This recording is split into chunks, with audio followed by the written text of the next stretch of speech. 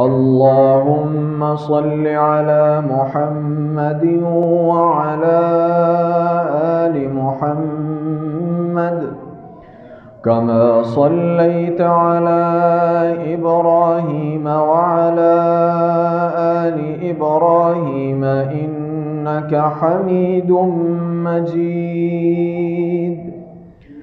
اللهم بارك على محمد وعلى آل محمد كما باركت على إبراهيم وعلى آل إبراهيم إنك حميد مجيد.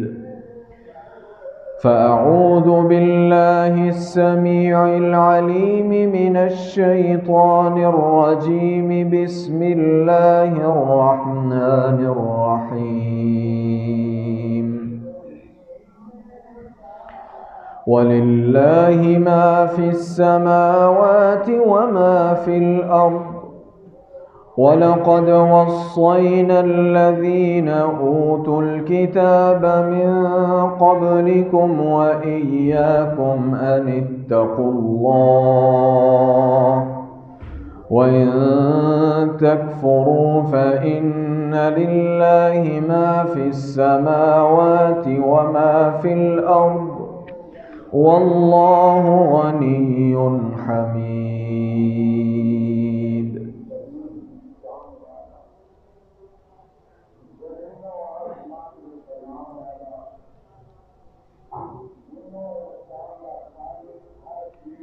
اللہ کے رسول صلی اللہ علیہ وآلہ وسلم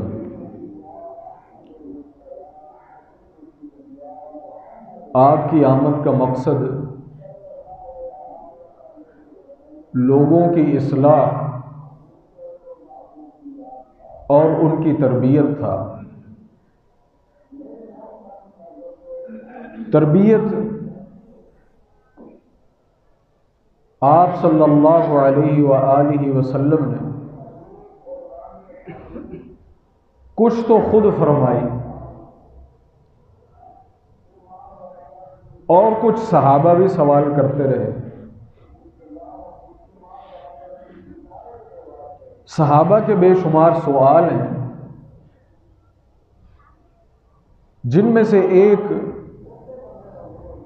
بڑا مشہور سوال وہ یہ ہے کہ اللہ کے رسول ہمیں کوئی وصیت فرما دیں.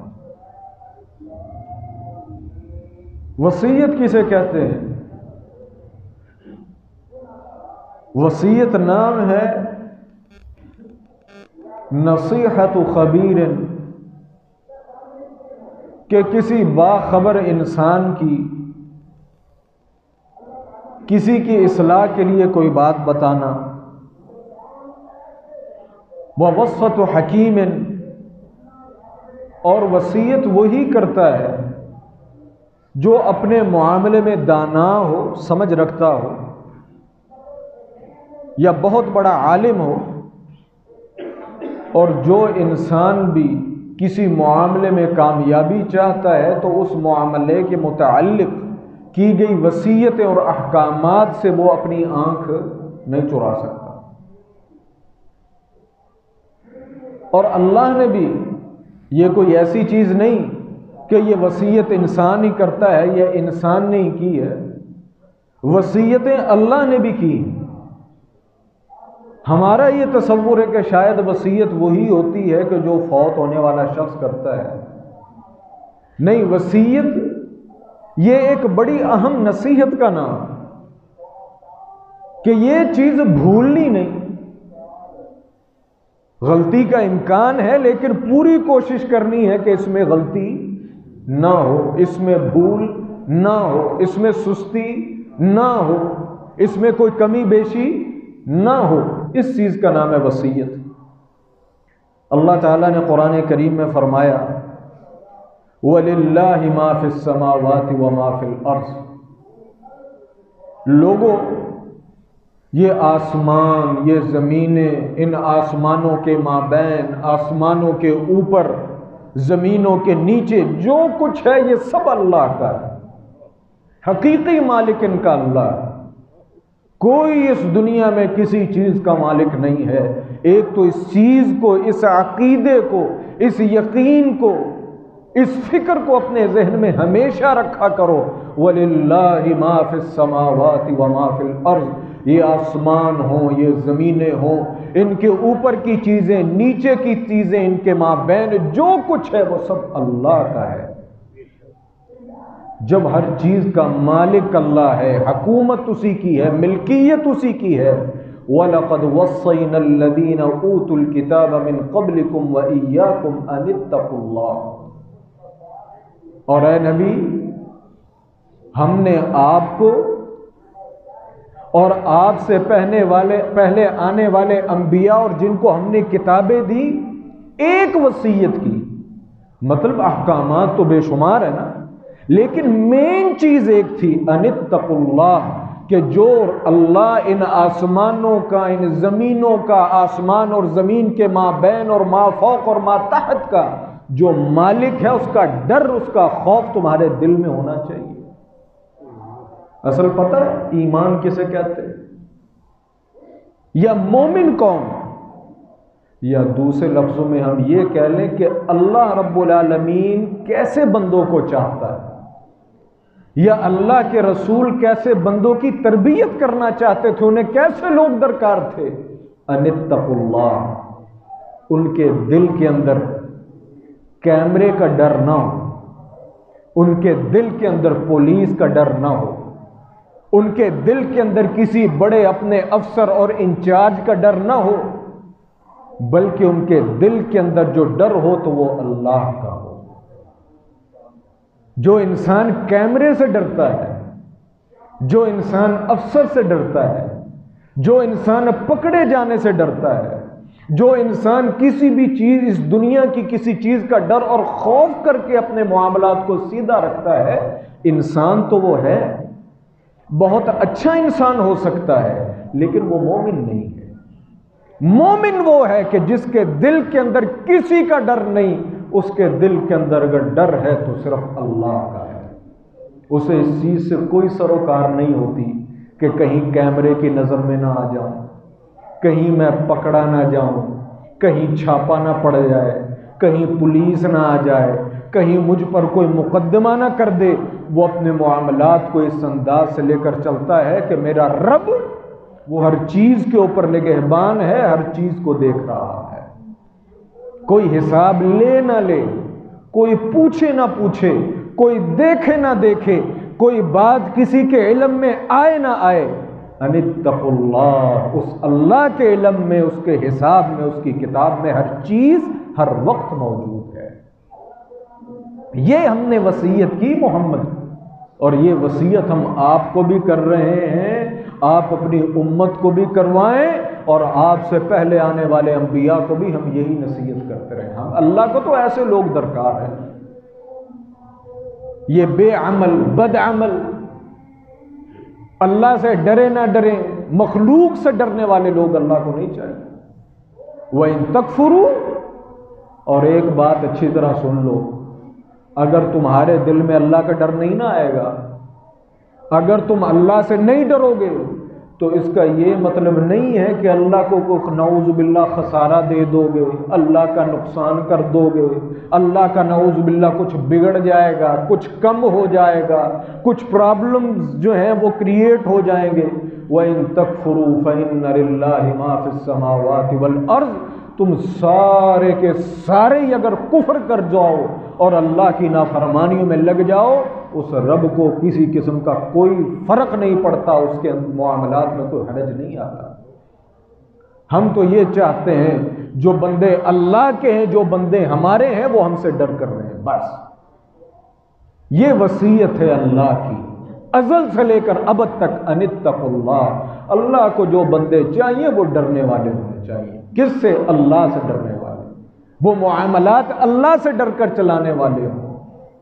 اور دوسری جگہ وَوَصَّيْنَا الْإِنسَانَ، بڑی باتیں ہیں، سب سے پہلی چیز تقوی کی آگے بھی آئے گی، اور ایک بڑی چیز وَوَصَّيْنَا الْإِنسَانَ، اے انسان یہ تجھے رب کی طرف سے وصیت ہے.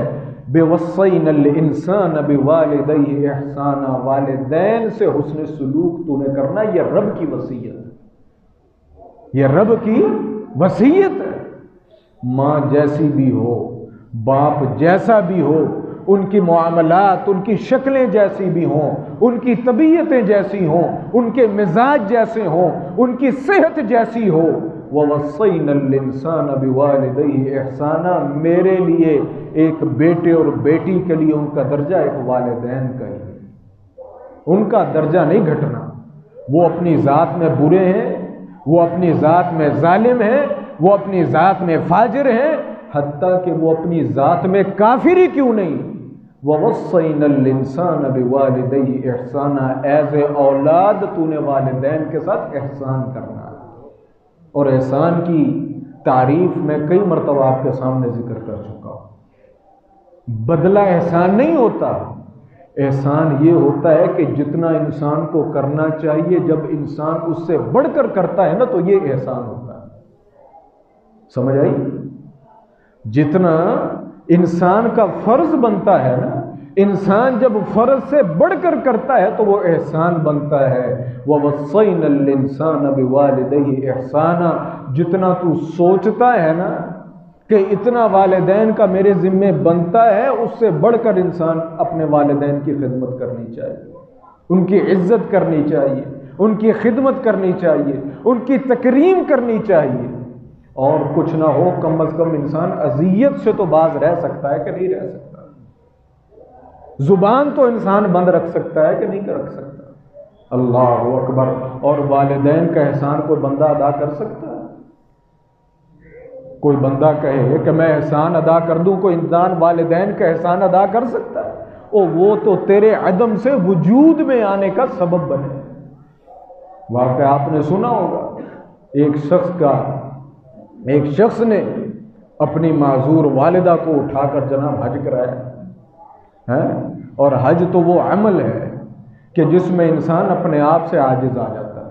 بھاگ دوڑ، محنت، سفر، اور وہ دور بھی آج کا نہیں.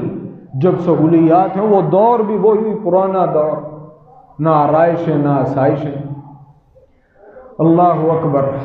جناب عمر سے کے سامنے آیا، بات ہوئی تو کہنے لگا کہ میں یہ سمجھتا ہوں، میری کوشش یہ ہے کہ میں اپنے والدین کا جو ہے نا وہ احسان جو ہے نا والدین ہونے کا وہ پورا کر دوں.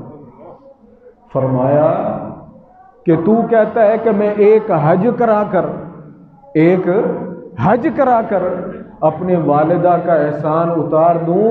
اللہ کے بندے، تو ساری زندگی بھی اگر اپنی ماں کو اپنے کندھے پر اٹھا کر گھومتا رہے نا تو اس ایک وقت کا تو احسان پورا نہیں کر سکتا جس وقت اس نے تجھے جنم دیا.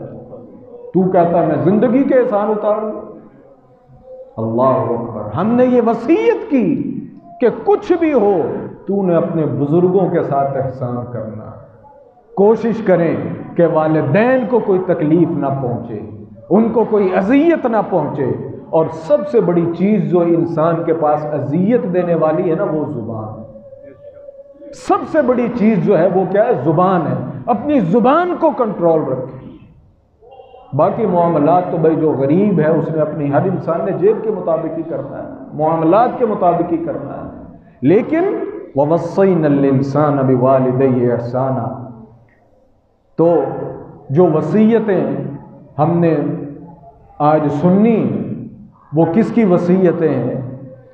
وہ انسان لا ينطق عن الهوى، جس کی زبان سے جو نکلتا ہے وہ وحی کے علاوہ کچھ نہیں ہوتا.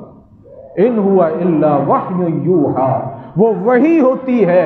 علمہ شدید القوی ذو مرۃ فاستوی، کہ جسے طاقتور ترین فرشتے جبریل نے اسے جو ہے وہ بات بتائی ہوتی ہے. اللہ کے رسول کو بے شمار ایسے معاملات آئے، لوگوں نے سوال کیا، اللہ کے رسول کو جواب نہیں آیا، اللہ کے رسول خاموش. جب جبریل آئے، وحی آئی تو فرمایا ہاں بھائی یہ سوال کرنے والا کدھر ہے، یہ اس کا جواب ہے، یہ اس کا جواب ہے. اس سے یہ بھی معلوم ہوا کہ اللہ کے جو نبی ہوتے ہیں وہ چاہے ہمارے نبی محمد الرسول اللہ ہوں یا کوئی اور ہوں، وہ غیب کا علم نہیں رکھتے۔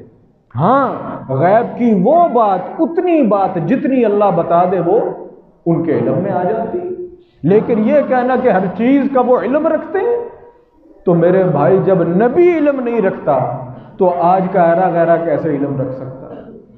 اللہ اکبر۔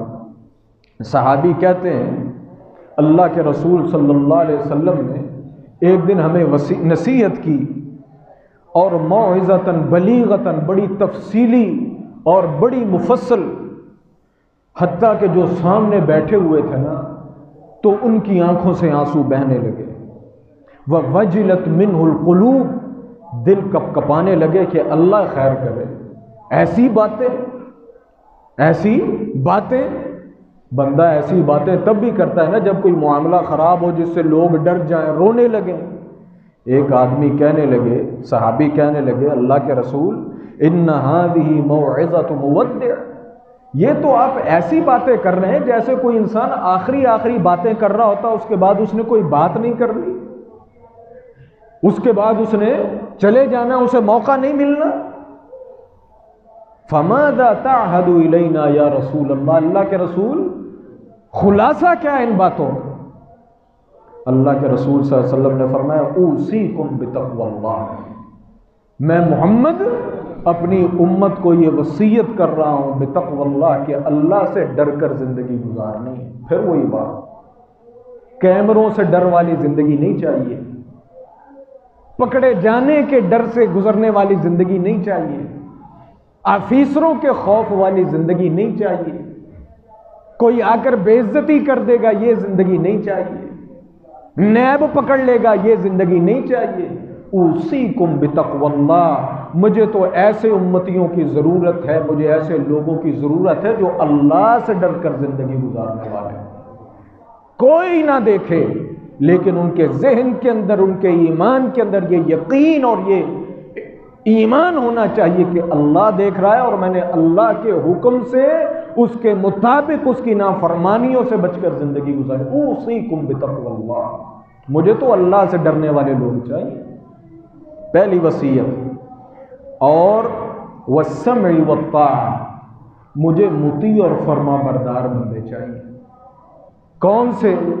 جن کے سامنے جب اللہ کی یا میری کوئی بات آ جائے تو پھر السمع والطاعہ، وہ اپنی گردنوں کو بھی جھکا دیں، اپنی نظروں کو بھی جھکا دیں، پھر چونکہ چنانچہ اگرچہ مگرچہ یہ جائز ہے، فلاں کا فتویٰ ہے، فلاں امام نے کہا، فلاں پیر نے فتویٰ دیا، نہیں، میں تمہیں وصیت کرتا ہوں السمع والطاعہ، اگر تم میرے امتی ہو تو السمع والطاعہ، جہاں بات محمد الرسول اللہ کی آ جائے، جہاں اللہ کی آ جائے تو اپنی گردنوں کو جھکا دو، اور جو تمہارے اوپر امیر مقرر کر دیا جائے وَإِنْ عَبْدٌ حَبَشِيٌّ، اور اگر کوئی امارت حکومت کی طرف سے تم پر کوئی امیر مقرر کر دیا جائے نا، اس کی بھی سمع و اطاعت کرنی۔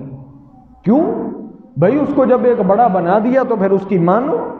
فَإِنَّهُ مَن يَعِشْ مِنْكُمْ يَرَىٰ اخْتِلَافًا كَثِيرًا، میرے صحابہ، میرے بعد تم اس دنیا کے اندر بڑا اختلاف دیکھو، اور ہم دیکھ رہے ہیں، کلمہ گو ہیں، کلمہ ایک ہے، قرآن ایک ہے، نبی ایک ہے، لیکن اعمال کے اندر شاید مشرق اور مغرب کا فاصلہ کم ہو، ان کے اعمال کے اندر اس سے زیادہ فرق موجود ہے۔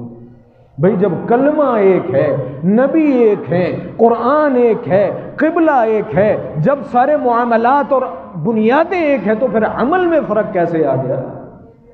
فرق وہیں پہ آیا کہ ہم نے اللہ اور اس کے رسول کے فرمان کے مقابلے میں دوسروں کو لا کر کھڑا کر دیا۔ السمع والطاعہ نہیں ہے، تقوی اللہ نہیں ہے، ہمارے دلوں کے اندر قبروں کا خوف تو ہے، ولیوں کا خوف تو ہے، کرنی والے کا خوف تو ہے، ارد گرد جو ہے وہ پھرنے اور گھومنے والی من گھڑت بلاؤں کا خوف تو ہے، اللہ کا خوف نہیں ہے۔ لوگوں کی اطاعت تو ہے لیکن رسول کی اطاعت نہیں ہے۔ تم پر اگر کوئی حبشی غلام بھی مقرر کر دیا جائے نا، اس کی اطاعت کرنی ہے۔ جسے امیر بنا لیا، جسے بڑا تسلیم کر لیا، تو پھر اس کے آگے اپنی نظروں کو اور اپنی میں کو اور اپنی بڑائی کو جھکا کے رکھو. بھائی جو بڑا ہے وہ بڑا ہے. اور ومحدثات الامور، دین میں نئے نئے کام نہیں کرنے، دین میں نئے نئے کام نہیں کرنے. فإنها ضلالۃ، یاد رکھو دین میں تم کوئی بھی نیا کام لاؤ گے تو وہ گمراہی ہے.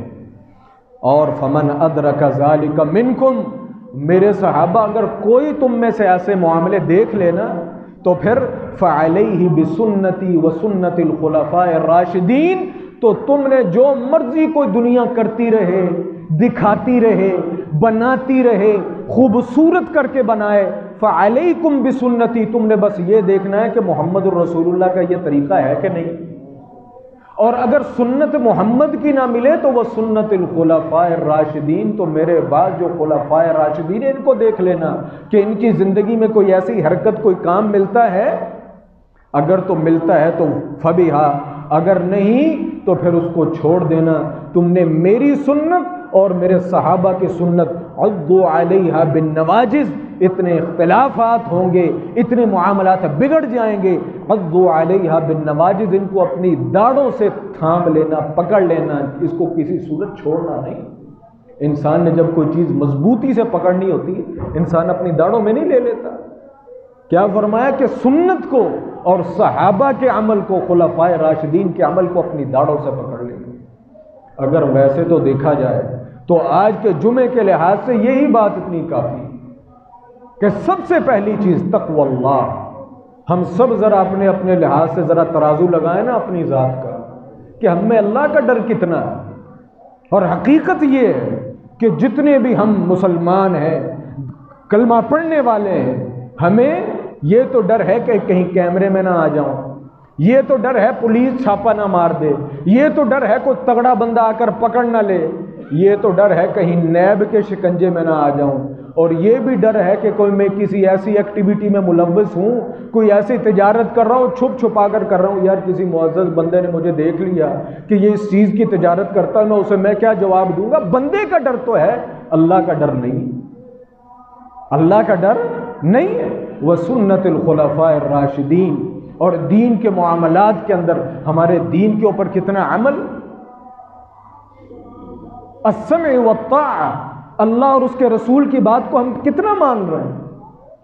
میں اپنی بات تو مان لیتا ہوں، اپنی میں تو جو ہے وہ میں نے قائم رکھی ہوئی ہے، اللہ اور اس کے رسول کی کوئی چیز نہیں. دوسری چیز، رسول اللہ صلی اللہ علیہ وسلم کے صحابی فرماتے ہیں، اللہ کے رسول نے فرمایا ما زال جبریل یوصینی بالجار حتی ظننت انہ سیورث.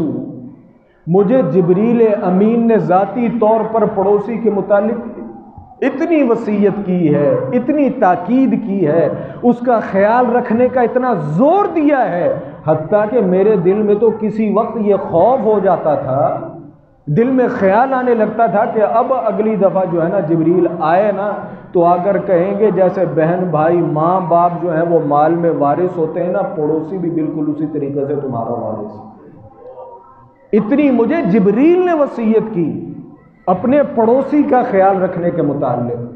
تو یہ بھی جبریل کی وصیت کہ انسان کے اپنے پڑوسیوں سے معاملات کیسے، ان سے تعلقات کیسے. پڑوسی اس کے بڑے حقوق ہیں کہ وہ آپ کے حضر میں، آپ کے سفر میں، آپ کی غمی میں، آپ کی خوشی میں وہ آپ کے ساتھ. اور اگر میرا پڑوسی ایسا ہے کہ وہ بیچارہ میرے شر سے ہی بچنے کی کوشش کرتا رہتا ہے، وہ بیچارہ مجھ سے ڈرتا ہی رہتا ہے، اس کے بچے میرے بچوں سے ڈرتے ہی رہتے ہیں، وہ ہر وقت خوف کے اندر ہی رہتا ہے، تو بھائی یہ جو ہے یہ بہت بڑا ظلم اور یہ جناب جبریل علیہ الصلاۃ والسلام کی وصیت کے خلاف ہے. اور نہ جانے قیامت کے دن انسان کو اس کا کیا خمیازہ بھگتنا پڑ جائے. ما زال جبریل مجھے وصیت کرتے رہے، مجھے تو خوف تھا کہ اگلی وحی جو ہے وہ وراثت کے متعلق آ جائے. اللہ اکبر. ابو سعید خدری اللہ کے رسول کے پاس آئے، کہا اللہ کے رسول وصیت کر دیں. کہا اوصیک بتقوی اللہ فإنہ رأس کل شیء. ابو سعید آپ جتنی بھی احادیث آئیں گی آپ ان کے اندر ایک چیز کامن دیکھیں گے علیک بتقوی اللہ، علیک بتقوی اللہ، علیک بتقوی اللہ۔ اصل میں بات یہ ہے کہ اللہ اور اس کے رسول کو بندے ہی مخلص چاہیے، دوگلے بندے نہیں چاہیے، منافق طبیعتیں نہیں چاہیے، منافق مزاج نہیں چاہیے، جو اوپر سے کچھ اور ہو اندر سے کچھ اور ہو، اوپر سے کسی کے ساتھ ہو اندر سے کسی کے ساتھ ہو، زبانوں سے کچھ نکلتا ہو دل میں کچھ محفوظ ہو، تقریریں کچھ ہو عمل کچھ ہو، فلسفے کچھ ہو حقیقتیں کچھ ہو۔ نہیں، ابو سعید اوصیک بتقوی اللہ فإنہ رأس کل شیء، اے ابو سعید سب سے پہلی چیز میں تجھے تقوی کا حکم دیتا ہوں، کیوں کہ یہ ہر چیز کی اساس، بیس یہ ہے، بنیاد یہ ہے۔ وہ آپ کے دین کا معاملہ ہو تو تقوی سب سے اوپر ہے، دنیا کا معاملہ ہو تو تقوی سب سے اوپر ہے۔ جس کے اندر تقوی آ گیا رأس کل شیء، اس کی ہر چیز ہی درست، اس کا ظاہر بھی درست، اس کا باطن بھی درست، اس کا کاروبار بھی درست، اس کی تجارت بھی درست، اس کی دوستیاں یاریاں اور تعلقات بھی درست، اس کی ہر چیز درست ہے۔ وعلیک بالجہاد فإنہ رہبانیۃ الاسلام، اور جہاں تجھے موقع ملے جہاد کرنا، یہ اسلام کی رہبانیت ہے۔ یہ اسلام کی کیا ہے؟ رہبانیت کسے کہتے ہیں؟ انسان کی دنیا سے بے رغبتی ہے۔ کیا مطلب؟ جان کسے نہیں پیاری ہوتی، اور جو انسان اللہ کے راستے میں جان لے کر نکل جاتا ہے، اس کا مطلب یہی ہے نا اسے دنیا کا ذوق شوق نہیں ہے۔ جہاد یہ اسلام کی رہبانیت ہے۔ وعلیک بذکر اللہ وتلاوت القرآن، اور اے ابو سعید تیری زبان پر یا تو رب کا قرآن یہ رہے یا رب کا ذکر رہے۔ علیک لازم پکڑ لے، بذکر اللہ و تلاوت القرآن، تیری زبان سے یا اللہ کا ذکر ہوتا رہے یا قرآن کی تلاوت ہوتی رہے۔ کیوں؟ فإنہ روحک فی السماء وذکرک فی الارض، جب تیری زبان سے ہر وقت قرآن جاری رہے گا، تیری زبان ہر وقت اللہ کا ذکر کرتی رہے گی، روحک فی السماء، اس سے آسمانوں کے اندر تیرا ذکر اور تیرے چرچے ہوں گے۔ اور وذکرک فی الارض، رب العالمین زمین میں لوگوں کے دلوں کے اندر تیرا ذکر تیری عزت پیدا کر دے گا۔ میرے بھائی عزتیں ایسے ملتی ہیں، اللہ کی اطاعت کرنے سے، اس کی فرمانبرداری کرنے سے، اس کا ذکر کرنے سے۔ آج ہمارے جو ہے وہ زاویے ہی بدل گئے۔ ہم سمجھتے ہیں عزتوں کا جو محور ہے، جو عزتوں کی اساس ہے، وہ پیسہ ہے، وہ علم ہے، وہ سیاست ہے، وہ رعب ہے، وہ حکومتیں ہیں، وہ زور شور ہیں، وہ جو ہے وہ کیا کہنا چاہیے بڑے بڑے پوسٹر ہیں اور ناموں سے آگے پیچھے القابات ہیں۔ میرے بھائیو، یہ القابات جو لکھے ہوئے ہوتے ہیں یا لوگ بولتے ہیں، ان کے اندر عزت نہیں ہوتی۔ عزت جو ہوتی ہے وہ انسان کے دل کے اندر ہوتی ہے۔ اگر تو کسی کے لیے کسی کی عزت اس کے دل میں موجود ہے تو حقیقی عزت ہے، اگر دل میں عزت نہیں، انسان جو کچھ مرضی کرتا رہے تو کسی کی کوئی عزت نہیں۔ ہم سمجھتے ہیں جی میرے نام کے پوسٹر لگیں گے تو واہ واہ ہوگی، ہیں جی میرے نام لگیں گے تو بڑی، سب فضولیات ہیں۔ اللہ کے رسول صلی اللہ علیہ وسلم نے عزت اور شہرت لینے کا، مقام لینے کا ایک گر بتایا، علیک بذکر اللہ و تلاوت القرآن۔ ابو سعید خدری، اگر تو عزت چاہتا ہے، نام چاہتا ہے، تو اللہ کا ذکر اور تلاوت قرآن تیری زبان پر رہے، پھر صرف تیرا ذکر، تیری عزت زمینوں پر نہیں بلکہ وذکرک فی السماء، یہ پھر آسمانوں کے اندر بھی رب العالمین تیرا ذکر پیدا کر دے۔ اور اگر ذرا اپنے ماحول معاشرے کے اندر ذرا نظر دوڑائے نا، آج تو فیس بک کا دور ہے، یوٹیوب کا دور ہے جی، لوگ صرف شہرت لینے کے لیے، پاپولرٹی لینے کے لیے، کوئی جناب بے ڈھنگی چیزیں ٹک ٹاک کے اوپر چڑھا رہا ہے، کوئی فیس بک کے اوپر چڑھا رہا ہے، کوئی کدھر کس لیے میں پاپولر ہو جاؤں۔ یہ پتہ نہیں پاپولرٹی کیا چیز ہے، پاپولرٹی کوئی چیز نہیں۔ میں نام نہیں لیتا، ادھر ایسے لوگ کہ جن کے مقام اور مرتبے اور جن کی کرسیاں وہ ملکوں کے اوپر قائم تھیں، خدا کی قسم جنازے کے اندر 10 15 20 50 سے زیادہ افراد نہیں تھے۔ حقیقتیں ہیں، ذرا جا کر سرچ کریں کہ دنیا کے اندر جب وہ چلتے تھے تو ہزاروں اور سینکڑوں کے حساب سے مالشی اور پالشی ان کے ساتھ ہوتے تھے، کوئی پروٹوکول کے نام پر، کوئی کسی نام پر، اور جب وہ مرے خدا کی قسم جنازے کے اندر 50 افراد بھی نہیں تھے۔ ایسے میں نے کئی جنازے دیکھے۔ خیر کیونکہ فوت ہو گئے، کسی کا کیا نام لینا، اور بڑے پاپولر تھے۔ بڑے پاپولر تھے. او بھائی پاپولرٹی وہ ہوتی ہے جو انسان کے دل کے اندر ہو. اس پاپولرٹی کو ہم جو ہے ہماری عورتیں، ہمارے بچے، ہمارے نوجوان، جناب وہ کوئی جھوٹ بول رہا ہے، کوئی فراڈ کر رہا ہے، کوئی پرینک کر رہا ہے، کوئی ٹک ٹاک بنا رہا ہے، عجیب و غریب حرکتیں. کیوں جی؟ پاپولرٹی لینے کے لیے. ہیں جی کوئی اپنے ناموں کے فلیکس لگوا رہا.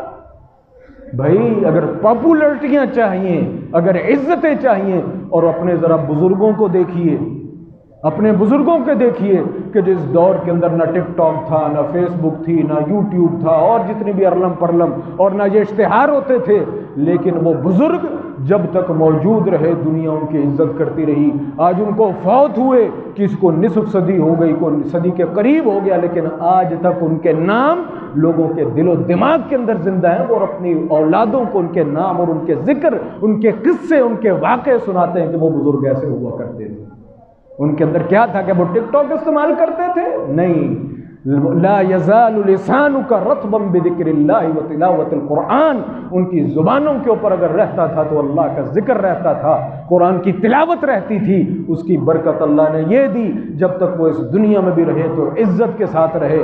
آج وہ اپنی قبروں کے اندر اللہ ان کی قبروں کو جنت کا گہوارہ بنائے. آج وہ اس دنیا سے چلے بھی گئے ہیں تو آج تک ان کے ذکر خیر موجود ہے. اللہ رب العالمین نے توفیق دی، انشاءاللہ موقع دیا تو اس موضوع کو آگے بڑھایا جائے گا کہ کون کون سی وہ وصیتیں ہیں جو اللہ کے رسول صلی اللہ علیہ وآلہ وسلم نے اپنے صحابہ کو کی. اور میرے بھائیوں، یہ وعظ، یہ جمعہ، اس کا مقصد یہ نہیں ہوتا کہ انسان جو ہے وہ پنجابی میں کہتے ہیں چوندے چوندے واقعات اور نئی نئی باتیں اور نئی نئی حدیثیں سنیں.